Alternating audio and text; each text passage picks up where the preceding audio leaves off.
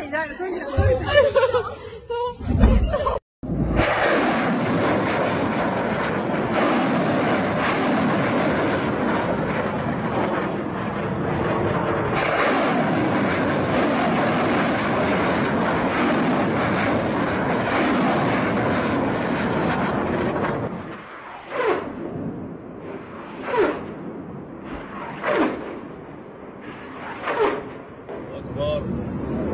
أكبر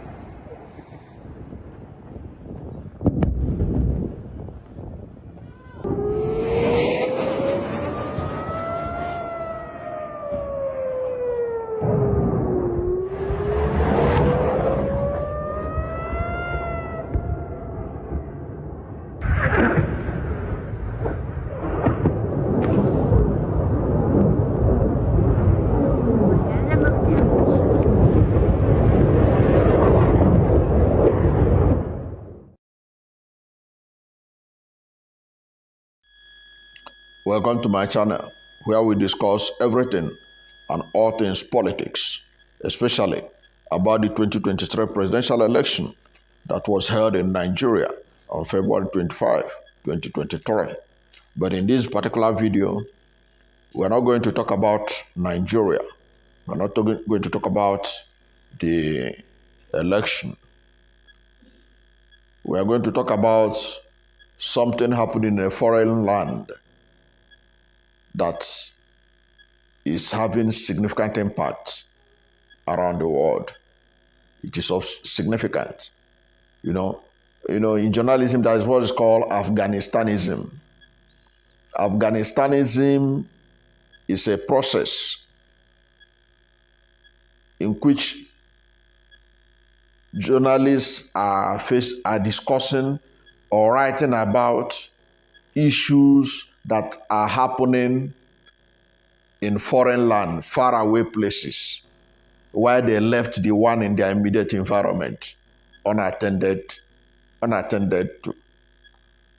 Okay, that's called Afghanistanism. See, now, can I call this my intervention in what is going on between Hamas and Israel a classic case of Afghanistanism, or I can call it an issue that is of international significance that we cannot run away from it? However, I'm intervening in this matter to draw attention to the root cause of what we are witnessing today. the reason why Hamas was able to carry out the kind of audacious attack he did in Israel is what I want to talk about. And I'm doing it because I want to draw attention to the fact that there are many people are overlooking, because people think that events that happen today suddenly happens. It is because of series of events in the past that makes what happens today a reality. And a former American astronaut was asked, can man see the future? And he asked, yes. And he answered. They asked him, can man see the future? This man, I can't recall his name now, but I know him very well. He was asked, can man see the future? And he answered, yes. He said, the future is the series of events taking place today. So it is the series of events that are taking place today in this time that will determine what will happen in the next 10 years, in the next 4 years, in the next 5 years. What is happening now? What is happening now that gave Hamas the opportunity to do what he did in Israel was as a result of policy change in America. And I dare say that under Donald Trump, this kind of attack wouldn't have taken place, because Donald Trump would not have provided an enabling environment that will make anyone dare to do that. But under this Democratic presidency of Joe Biden, America has been perceived as weak. And America became weak because America diverted from the policies of Donald Trump. Love him or hate him, Donald Trump have had a very fantastic foreign policy that was able to take care of terrorists around the world and those alleged nations that sponsor them. And he was able to take away the oxygen that give them the ability to sponsor terrorism. But now that Trump is not there and his policies were changed, the perfect environment was provided for what happened to happen. Of course, there are several dimensions to how could Hamas be able to carry out the kind of audacious attack they did. But we have to look at it from the policies, divergent policies of Biden and Donald Trump. Now, one of the things we have to look at, I want us to look at, go a bit historical, and it's not a long time. And then we'll see how this my position will validate itself. In 2019, after 62 years, the United States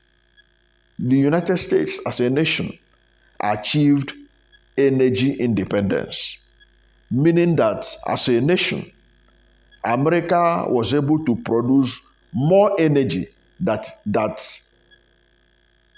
it could consume. In fact, in 2019, under the leadership of Donald Trump, the United States produced more oil and more natural gas than either Russia or Saudi Arabia.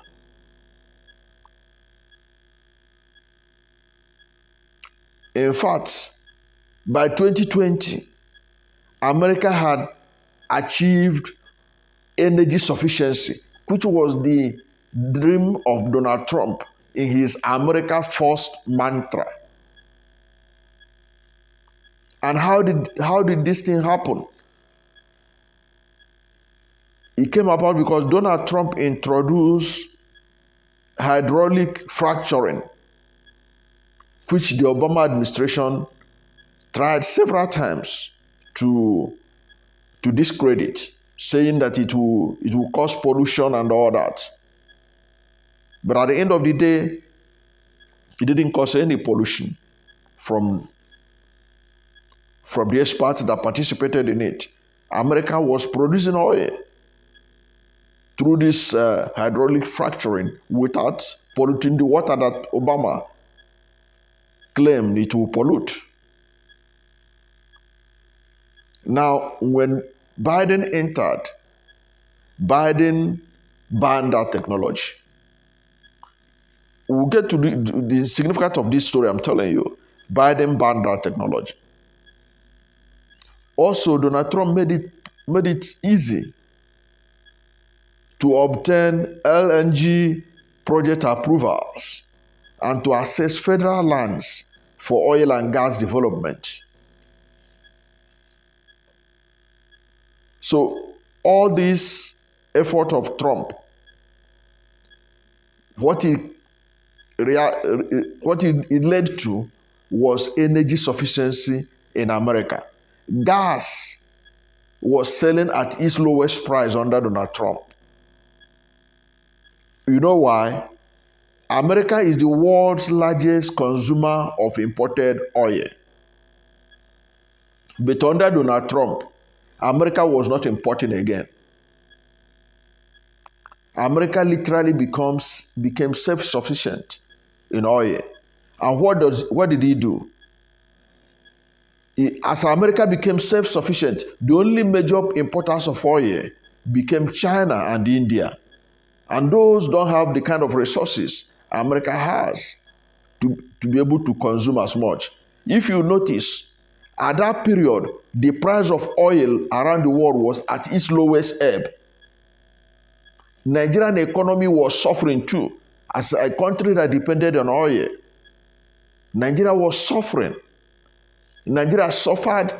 Nigeria oil was compounded by Niger Delta militancy, which was destroying oil facilities. Nigeria couldn't even meet its OPEC quota.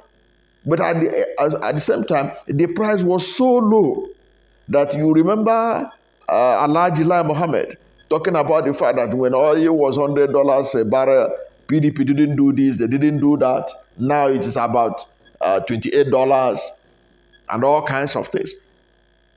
That was as a result of America not importing oil from anywhere under Donald Trump. And what does that mean? Many of these Arab nations that are alleged to be sponsoring terrorism, Trump was able to clip their wings because they don't even have enough money to run their countries to be able to sponsor terrorism. Terrorist organizations like Hamas and Hezbollah and all kinds of groups, they were literally left in the woods because their sponsors don't have money.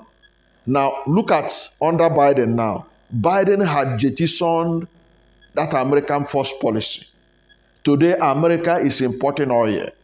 Today, America is no longer energy sufficient. Today, America is in dire strait in terms of oil supply.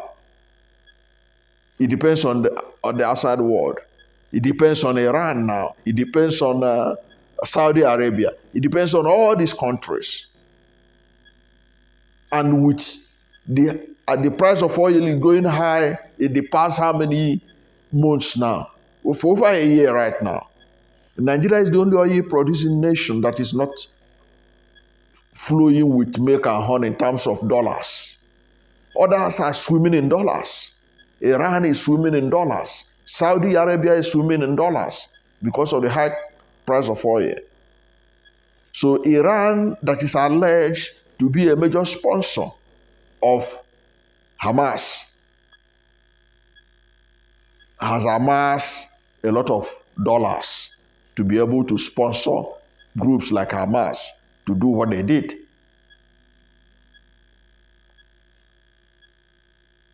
Now, you can see how two different presidents could make a difference in a nation, for good or for ill.